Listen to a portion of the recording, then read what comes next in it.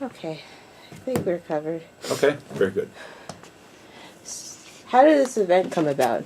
Are you rolling now? Yeah. Okay, great. Well, the Vernacular Music Center engages in a number of different events through the school year with the idea of creating sort of participatory experiences so that people can engage in music and dancing and in a more active way. It's great to sit and listen to music or watch dancing, but it's in some ways even more involving and engrossing to participate in it. So we were looking for an event that we could create around the Mardi Gras theme, the theme of Mardi Gras on Fat Tuesday, because that's a big celebration time of the year, and lots of people associated with music and dancing, especially music and dancing from New Orleans. And it just happens that Candace is from New Orleans, and I said, well, Candace, do you want to kind of take the lead on this and design this event the way that you think it ought to go? And she liked that idea, and then she just sort of took the idea and ran with it. And so we're going to have antique cars there and people in 1920s costume. And that was the other thing, that when we had the idea of making it a jazz age Mardi Gras, that's when the ideas really started flowing. So antique cars and food and drink from the period and 1920s jazz style and a brass band parade and kind of to try to give it a really specific kind of theme and look. And people seem to have really picked up on the idea. They're seeming to like that find that an intriguing and fun idea. And so that's what it is. How many times does the Vernacular Music Center conduct events like this a year? Yeah, that's a good question. The Vernacular Music Center probably has about 4 events over the course of a school year, which are ticketed events. And anything that we sell tickets for is a fundraiser, because we're part of the School of Music, but we have to generate our own funding to bring in guest artists and offer special classes and that kind of thing. And so we have a Celtic Christmas, and we have a Valentine's Day event called Dancing with Mr. Darcy, and we have the Mardi Gras is a new event. And about 3 or sometimes 4 times in the calendar year, the academic calendar year, we'll have these fundraising events. But we have lots of other free events, some of which are weekly and some of which are monthly. And we have a concert coming up just tonight, actually, which is a free concert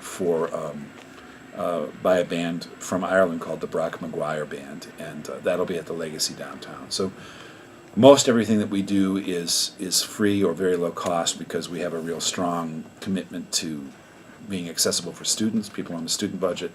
But occasionally we will do these other events, like the Celtic Christmas or Mr. Darcy or the Mardi Gras Party, that are specifically fundraisers to support the arts activities that we design.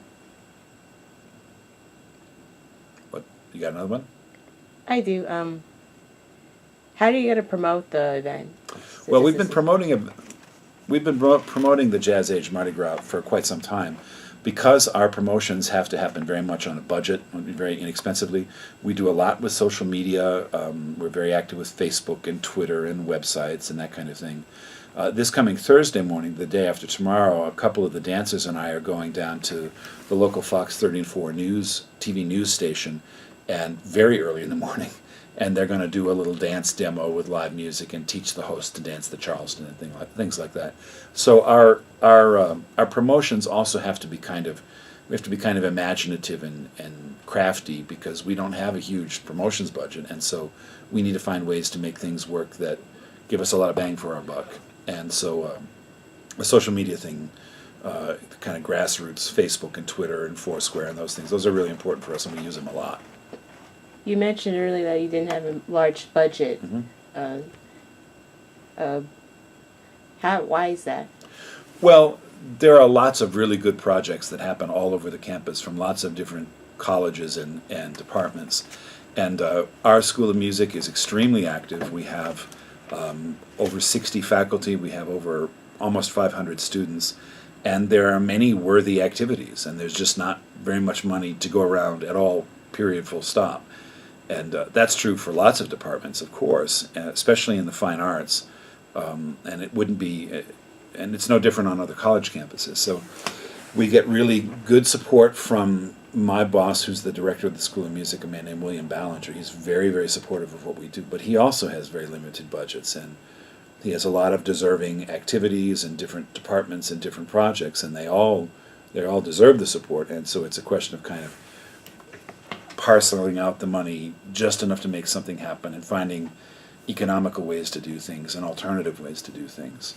And that's also exacerbated by the fact that our music building was designed for about 375 people, and we have almost 500 in it. So we're very, very, very crowded in this building.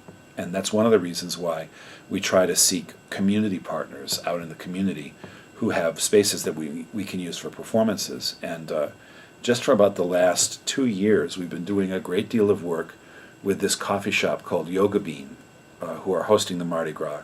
They're down at 3135 34th Street.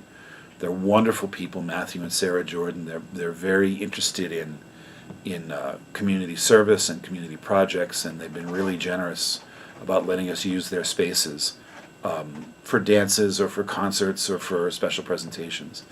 And so we like that partnership a lot. Their priorities and values and goals for their business are very consistent with the ones that we have in the VMC. And they also scuffle to get along. They're also on a really tight budget. They're a small business, and so we try to seek partners for whom a partnership is sort of mutually beneficial. That it's good for us, but it's also good for the partner.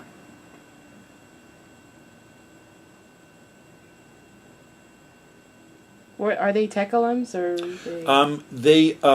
I believe so. Matthew Jordan, I think, is a tech alum, and I know that his wife Sarah actually is a faculty member. So they have this business.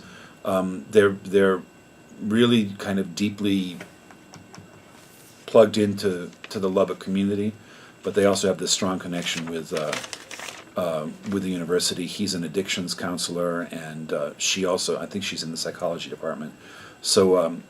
It's a kind of natural partnership. They have a business that's dedicated to creating a sense of community and helping people, yoga and helping people get healthy, and they seem to really believe in what we do with the VMC, and we certainly find them to be great partners.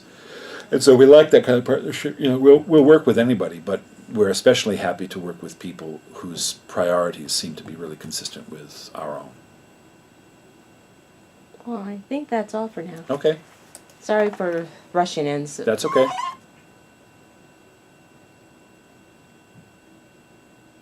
Did I give you what you need? Yeah. Good. I just need to talk to Candace Hall. Okay. Let me see if I had texted her that you were. Why don't you give me your number? Okay. And I'll send it to her, and then presumably she may be in class right now or whatever. She's a doctoral student. Okay. So if you'll give me your number, I'll send it to her, and hopefully she'll be able to get in touch with you. Just recite it to me. I'll just text it to you. Okay. You can have it if you. Okay, that's fine too. 214. It's a cell phone number. Yep, 214. 906. 906. 5480. 5480. 214-906-5480. And your name, spell me your name. I know you have a beautiful name, but the spelling isn't. Yeah. HALIMA FASASI.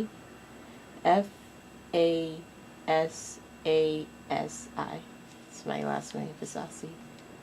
Okay. Where are you from? Are you born here in the States or elsewhere? I was born here. I was born in Texas. My parents are from Nigeria. Yeah, I thought that was a Nigerian name. Halima. Okay, great. Well, I'll send this to Candace, and hopefully she'll get in touch with you just as quick as she can. Okay. Okay? All right, thank you. All right, sure. So what is it you do exactly? I know you're a media. Well, no, actually, I'm music. Music. I'm Music. professor of musicology, professor and chair of musicology, I should say. And then I'm the director of the Vernacular Music Center.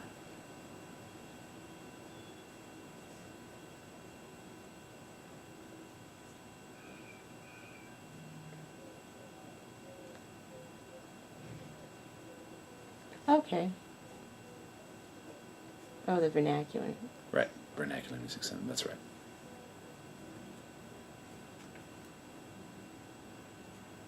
Thank you. And I suspect Candace is in class right now. So that means that you'll probably hear from her around 12:30. I would think. I'm gonna be hanging around the sub, so. Okay. All right. So we'll hope that she gets in touch with you. Thank you so much. Sure. And Glad we could get that done. is there any way I can contact Sarah and Matthew Jordan?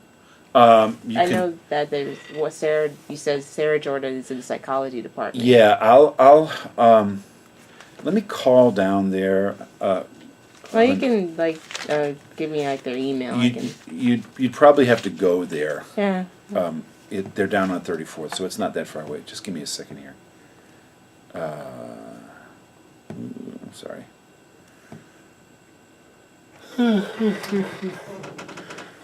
Let's see here.